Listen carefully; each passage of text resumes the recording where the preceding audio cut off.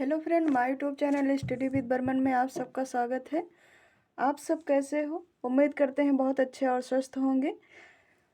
Friend, कुछ कारणों से हमने क्लास बंद कर दी थी, जो पुनः प्रारंभ हो रही है। तो चलिए देखते हैं आज की क्लास। अगर आप मुख्य सेविका या फिर एएनएम जेएनएम या कम्युनिटी हेल्थ नर्सिंग ऑफिसर की तैयारी कर रहे हैं तो हमारे चैनल से जुड़ जाइए।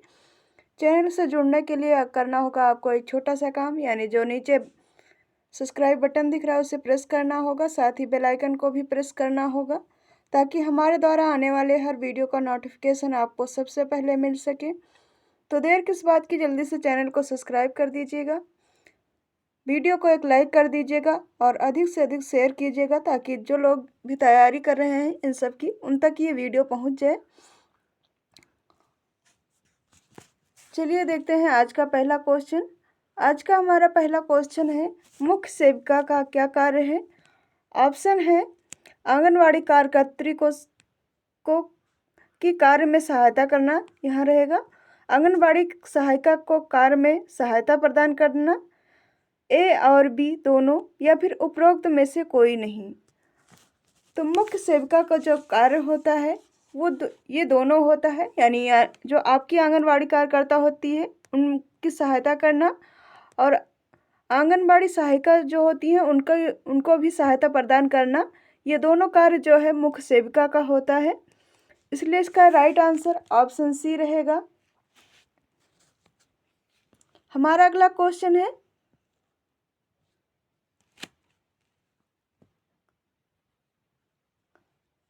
भारत की सबसे प्राचीन भाषा कौन सी है? ऑप्शन है संस्कृत, तेलुगु, तमिल या फिर हिंदी।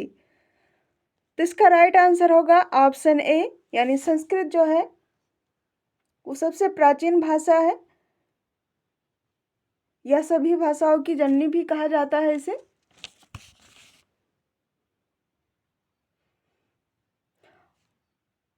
और संस्कृत भाषा का प्रारंभ जो है वो ऋग्वेद से माना जाता है। तो इस प्रकार राइट आंसर ऑप्शन ए रहेगा।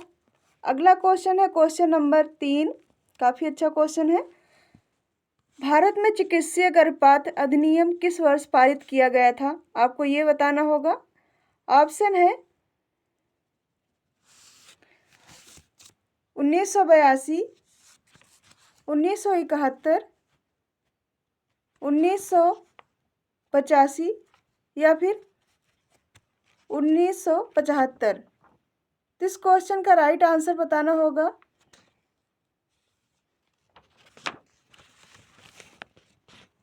इसका राइट आंसर रहेगा ऑप्शन बी, यानी 1971 जो है इस वर्ष में गर्भपात अधिनियम पारित किया गया था।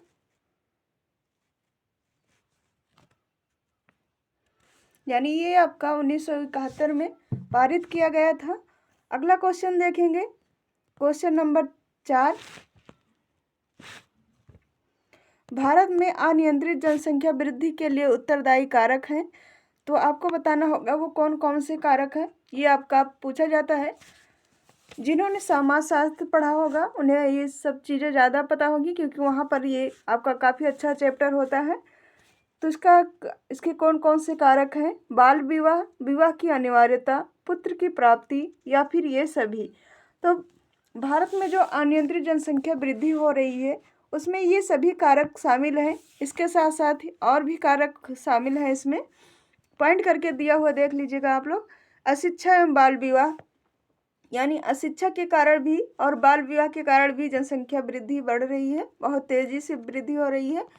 विवाह की अनिवार्यता, यानी समाज में विवाह करना एक अनिवार्य माना जाता है।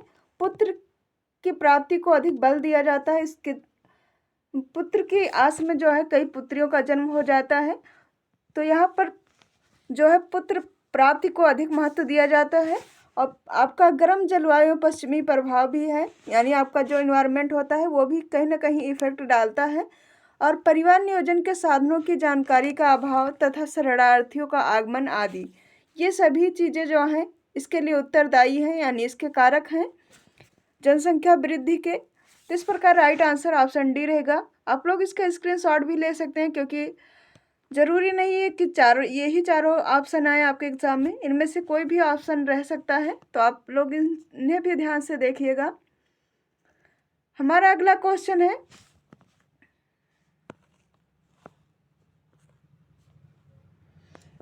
घरेलू हिंसा के वर्णन के संबंध में निम्नलिखित में से कौन सा वक्तव्य सही है?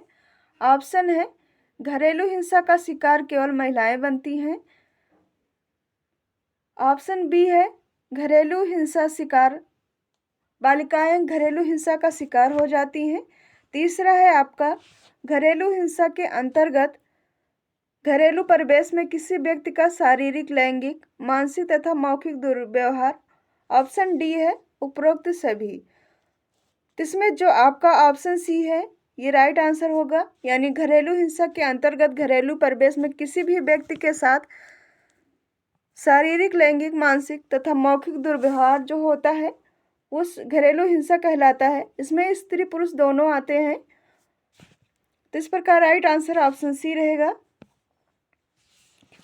आपको ये भी ध्यान देना होगा, इसमें भारत में घरेलू हिंसा अधिनियम 2005 में बना था। कभी कभी क्वेश्चन में पूछा जाता है कि घरेलू हिंसा अधिनियम कब बना था, तो आपका 2005 में बना था, जिसमें घरेलू हिंसा परिवेश में किसी भी व्यक्ति का शारीरिक, लैंगिक, मानसिक तथा मौखिक दुर्व्यवहार शामिल है इसमें। तो इस प्रकार राइट आंसर ऑप्शन सी रहेगा।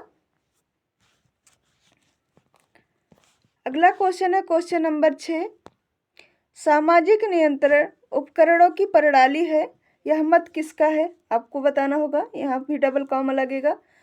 ये किसी का जो है मत है, आपको बताना है किसका है। ऑप्शन है मैकावर एवं पेज, लैंडिस, ऑर्बन एवं निकल रहेगा और रास। तो सामाजिक नियंत्रण जो है वो उपकरणों की प्रणाली है, इसका राइट आंसर ऑप्शन डी रहेगा। रास जो है उनका ये मत है, यानी राइट आंसर ऑप्शन डी रहेगा। अगला क्वेश्चन है क्वेश्चन नंबर 7, मानव शरीर में ऊर्जा की आवश्यकता होती है। ऑप्शन है, शरीर की आंतरिक संरचना के लिए, शारीरिक गतिविधियों के संचालन के लिए, अच्छे स्वास्थ्य को बनाए रखने के लिए, उपरोक्त सभी। तो मानव शरीर में जो ऊर्जा की आवश्यकता होती है, यानी एनर्जी की आवश्यकता जो होती है वो इन सभी के लिए होती है। इसका राइट आंसर होगा ऑप्शन डी। और सबसे अधिक एनर्जी किस में प्राप्त होती है, आपको ये बताना होगा, कमेंट करके बताएंगे इसका राइट कि एनर्जी किस से सबसे अधिक प्राप्त होती है। अगला क्वेश्चन है क्वेश्चन नंबर 8, प्रायः किशोरावस्था में भोजन से जुड़ी कौन सी समस्याएं पाई जाती है? ऑप्शन है, अनियमित भोजन, स्नैक्स का उपयोग, फास्ट फूड का उपयोग, उपरोक्त सभी। तो किशोरावस्था में जो भोजन से जुड़ी समस्याएं पाई जाती हैं वो सभी पाई जाती हैं, यानी भोजन का अनियमित होना, कोई फिक्स टाइम ना होना, स्नैक्स का प्रयोग अधिक करना, फास्ट फूड का उपयोग करना, ये सभी आएगा, जिसके चलते बहुत सारी प्रॉब्लम्स भी होती हैं। तो इसका राइट आंसर ऑप्शन डी रहेगा। हमारा अगला क्वेश्चन है क्वेश्चन नंबर 9, काफ़ी अच्छा क्वेश्चन है। आपको बताना है कि विटामिन डी सबसे ज़्यादा किस में पाया जाता है। ऑप्शन है, बिनौला, जैतून का तेल, कॉड लीवर, यानी जो मछली का तेल होता है, सूरजमुखी का तेल।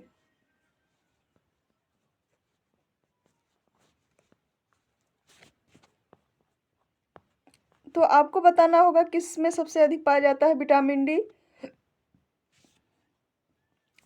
तो इसका राइट आंसर होगा ऑप्शन सी, यानी कॉड लीवर में सबसे ज़्यादा पाया जाता है। अगला क्वेश्चन है हमारा क्वेश्चन नंबर 10,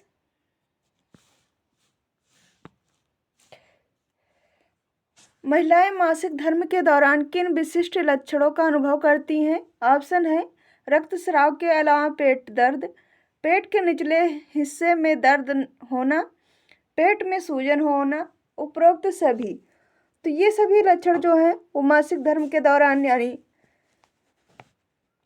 पीरियड के टाइम पर ये सभी लक्षण दिखाई देते हैं, लेकिन सब में एक जैसे लक्षण नहीं होते हैं। किसी किसी में मितली आते हैं, उल्टी होती है, किसी किसी को दर्द होता है, किसी किसी को नहीं होता है, लेकिन सामान्यतः ये लक्षण देखने को मिलते हैं। तो इस प्रकार राइट आंसर ऑप्शन डी रहेगा। अगला क्वेश्चन है क्वेश्चन नंबर 11।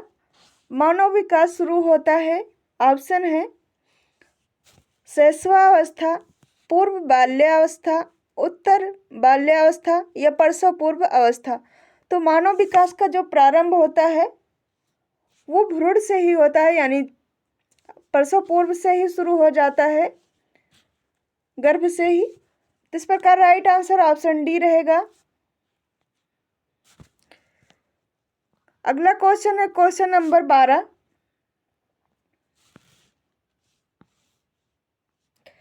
नवजात शिशु की घर पर देखभाल योजना का पूरे देश में कार्यान्वयन किया गया। आपको बताना है कि नवजात शिशु की जो घर पर देखभाल योजना है वो कब प्रारंभ की गई? 2008, 2009, 2010 या फिर 2011? तो इस क्वेश्चन का राइट आंसर होगा 2011 में जो है एक योजना आई थी,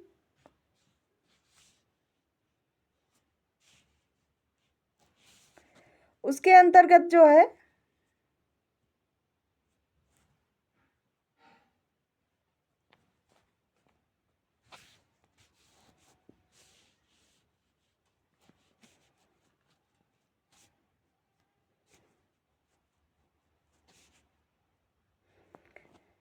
इस नाम से ये योजना थी जो है वो 2011 में आई थी।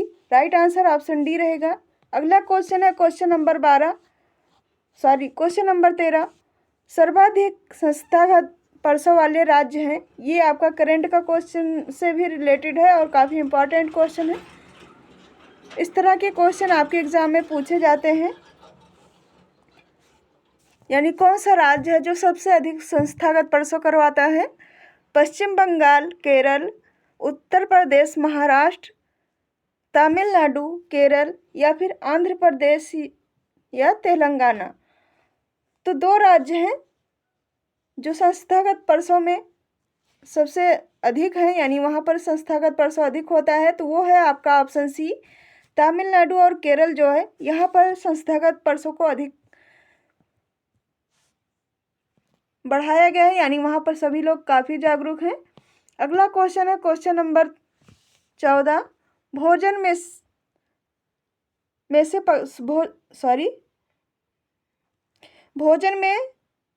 में से भोजन पकाने की सर्वोत्तम विधि कौन सी है?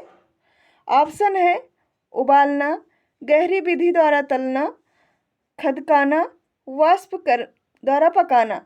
तो भोजन पकाने की जो सर्वोत्तम विधि होती है वो आपका ऑप्शन डी होती है, यानी वाष्प द्वारा यानी भाप द्वारा भोजन को पकाना सर्वोत्तम माना जाता है।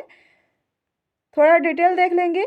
यह विधि स्वास्थ्य की दृष्टि से अन्य विधियों से अच्छी मानी जाती है क्योंकि इस विधि द्वारा खाद्य पदार्थ पानी की भाप से प्रत्यक्ष या परोक्ष रूप से पकाया जाता है, जिससे पोषक तत्वों को संरक्षित रखने में मदद मिलती है। वाष्प से पका भोजन हल्का, पौष्टिक और सुपाच्य होता है। तो ये है आपको वाष्प से पकाने के इसके जो लाभ हैं, यानी भोजन को जो वाष्प द्वारा पकाया जाता है भाप द्वारा, तो उससे जो है पौष्टिकता जो है वो बनी रहती है भोजन में, और ये हल्का और सुपाच्य भी होता है। अगला क्वेश्चन है क्वेश्चन नंबर 15। बाल विकास को मुख्यतः कितनी अवस्थाओं में विभाजित किया गया है? ये क्वेश्चन भी काफ़ी पूछा जाता है और काफ़ी इम्पोर्टेंट क्वेश्चन है। 3, 4, 5 या फिर 7? तो बाल विकास को मुख्यतः 4 भागों में या अवस्थाओं में विभाजित किया गया है। आइए देखते हैं इसका डिटेल थोड़ा सा। डॉक्टर अर्नेस्ट जॉन्स ने बाल विकास को मुख्यतः 4 अवस्थाओं में विभाजित किया है। कभी कभी आपको राइटर भी पूछ लेता है कि किसके द्वारा ये किसका मत है, यानी किसने 4 भागों में विभाजित किया है या 4 अवस्थाओं में। तो डॉक्टर अर्नेस्ट जॉन्स द्वारा ये विभाजित किया गया है। पहला है शैशवावस्था, जन्म से 6 वर्ष तक, बाल्यावस्था 6 से 12 वर्ष तक, और तीसरा है आपका किशोरावस्था 12 से 18 वर्ष तक, और चौथी अवस्था है आपकी प्रौढ़ावस्था जो 18 वर्ष के बाद आती है। तो ये भी आपको इम्पॉर्टेंट है आपके लिए, क्योंकि यहाँ पर कभी कभी अवस्थाओं को भी पूछा जाता है कि 6 से 12 वर्ष की अवस्था को क्या कहा जाता है, या फिर किशोरावस्था किस वर्ष को, यानी उसके अंतर्गत कितने से कितने वर्ष के आते हैं। प्रौढ़ावस्था को भी पूछा जाता है।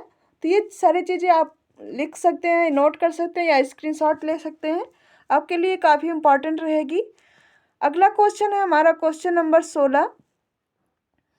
यदि कोई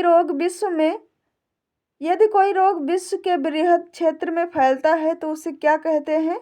पेंडेमिक, एपिडेमिक, एंडेमिक या फिर एपिजूटिक। तो ये क्वेश्चन काफ़ी पूछा जाता है और काफ़ी अच्छा क्वेश्चन है। तो जो विश्व के बृहद क्षेत्र में फैलता है, यानी आपको पूरे वर्ल्ड में आपको ये रोग देखने को मिलता है। जैसे आपका अब एग्जाम्पल के तौर पर देखा जाए तो कोविड-19 जो है आपका, वो भी आपका पेंडेमिक रोग था। तो इसका राइट आंसर होगा ऑप्शन ए, यानी ये आपका ऑप्शन ए रहेगा।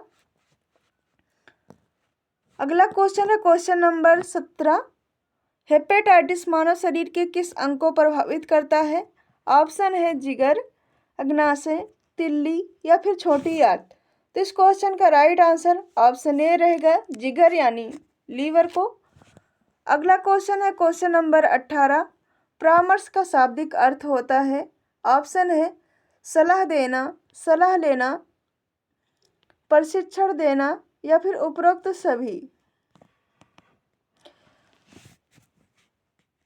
यहाँ पर ऑप्शन ए राइट आंसर होगा, यानी सलाह देना परामर्श होता है। वैसे सलाह लेना भी परामर्श ही कहलाता है, लेकिन आप जिस के लिए चुने जाओगे आपको यहाँ पर सलाह देना होगा, ना कि सलाह लेना होगा। तो इसका राइट आंसर ऑप्शन ए रहेगा। अगला क्वेश्चन है क्वेश्चन नंबर 19। भारत में परिवार नियोजन के लिए राष्ट्रीय कार्यक्रम कब शुरू किया गया?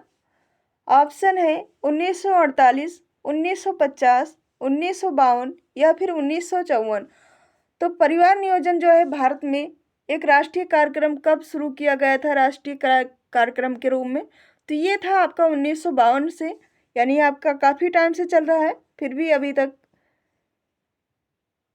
काफ़ी लोग जागरूक नहीं हो पाए हैं, जिन्हें जागरूक करना आपका लक्ष्य है, सरकार का लक्ष्य है कि इसके बारे में काफ़ी लोग अधिक से अधिक जागरूक हों। अगला और अंतिम क्वेश्चन होगा हमारा क्वेश्चन नंबर 20। सार्वभौमिक प्रतिरक्षण कार्यक्रम यूपीआई कितनी बीमारियों से सुरक्षा प्रदान करता है? ऑप्शन देख लीजिएगा,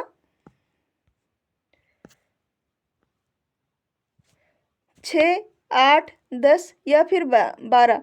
यूपीआई जो है आपका जो ये आपका कार्यक्रम है, ये 12 बीमारियों से सुरक्षा प्रदान करता है। तो इस प्रकार इसका राइट आंसर ऑप्शन डी रहेगा। ये थी आज की हमारी क्लास। आज की क्लास हम आपको कैसी लगी कमेंट करके ज़रूर बताइएगा। मिलते हैं नेक्स्ट क्लास में, तब तक के लिए आप सबका धन्यवाद क्लास देखने के लिए। और नेक्स्ट क्लास के लिए आप लोग तैयार रहिएगा, अपनी प्रैक्टिस करते रहिएगा। मिलते हैं नेक्स्ट क्लास में।